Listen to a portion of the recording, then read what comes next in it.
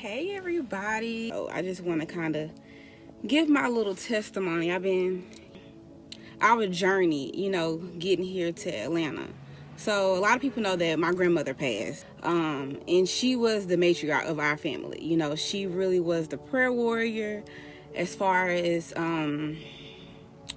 pretty much anything that was going on in our life, whether it was good or bad, we always went to her for prayer.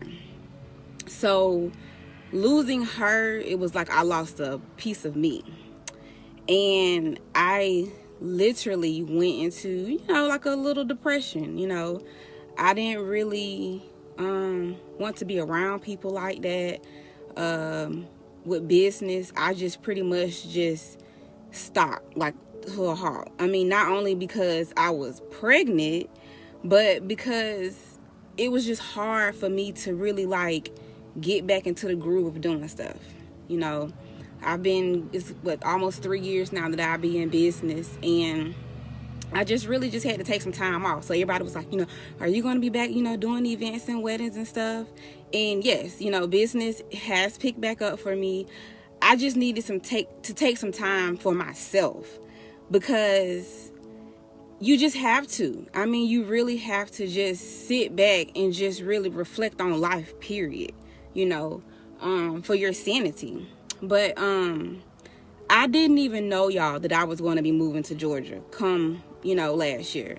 My husband, he hated the fact that, I wanted to move to Georgia ever since I moved back to Pensacola back in 2013 when I had, first came here. I was trying to get back. And he was fighting against it. So he was like, he didn't want to go back. We looked to go to Chicago. We actually drove, I think it was last year around this time, we actually drove from Pensacola to Chicago to check out schools for him. And I actually fell in love with Chicago. We started looking for houses, but it did not work out. We started looking in Arizona. It did not work out. We started looking in down south. It did not work out. Soon as he applied for Georgia, it was like, bam. God was saying that it was, for us to go there.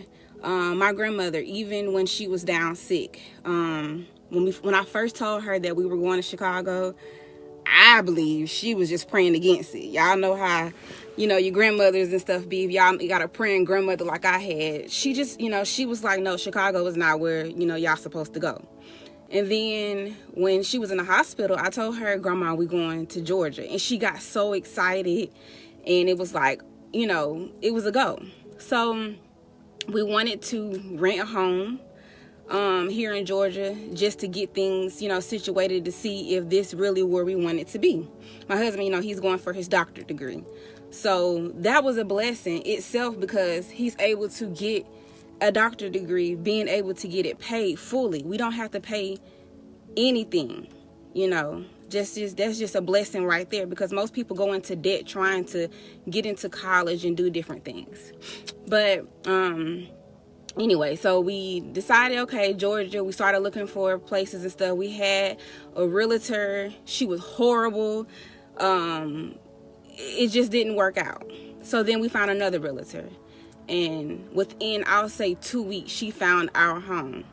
And the crazy thing was I could not travel at all. I was pregnant or whatever, getting ready to have a baby. So I could have had the baby at any time while my husband was back and forth. So we decided, okay, babe, you go, check out the houses and stuff and everything. So he would come here to Georgia one day, get up 4 o'clock, 2 o'clock, 3 o'clock in the morning, come here, check out the houses, and then drive back that same day. So, that was tiring. But the realtor that we had, shout out to Miss Nancy Culverson here in Georgia, she found our home. And the lady who owned this house, when she met my husband, she told him that God said that this was our house. And that right there just confirmed any and every fear that I had. And I seen pictures of the house. I didn't necessarily was able to, physically see it or whatever, but I trusted my husband because he knew what I wanted. But the crazy thing is, some of the things that I always dreamed of as a child, when I walked into the house, y'all, it was like, I'm home. You know, I felt just the presence of everything. And then in the midst of it all, I felt my grandmother's presence with me. I was just like, oh my God, like she, you know, I could just picture her in my mind shouting, shouting, you know, Lord, you know what I'm talking about. She, you know what I'm saying? I just felt her presence. So I seen my home or whatever, everything worked out. We did not have to put a down payment on our home. I got my dream car. I wanted a Suburban. My husband, we were able to get a Suburban, but it was fairly new. We had one owner, no problems with it.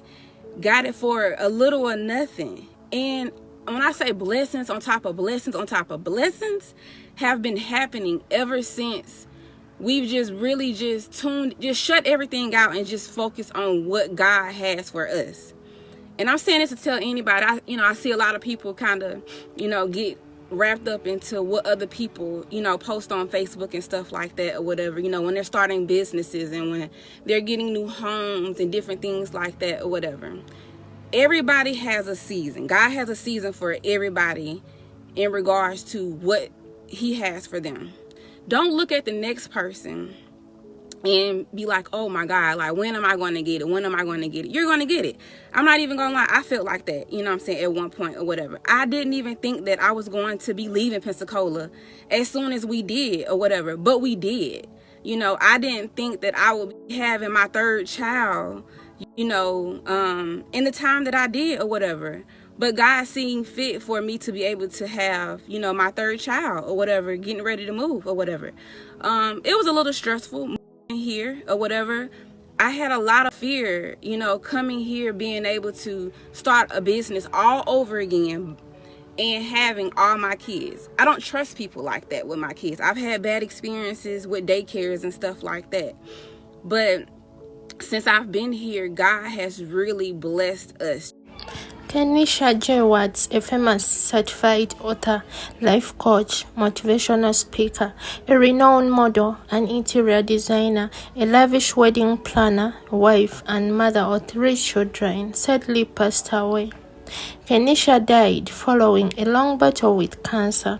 It's no doubt Keniysha inspired and encouraged a lot of people to trust in God and live with hope. From the narration in this video that she filmed as her last post on her social media account, she narrated to us how she was loyal to her grandmother.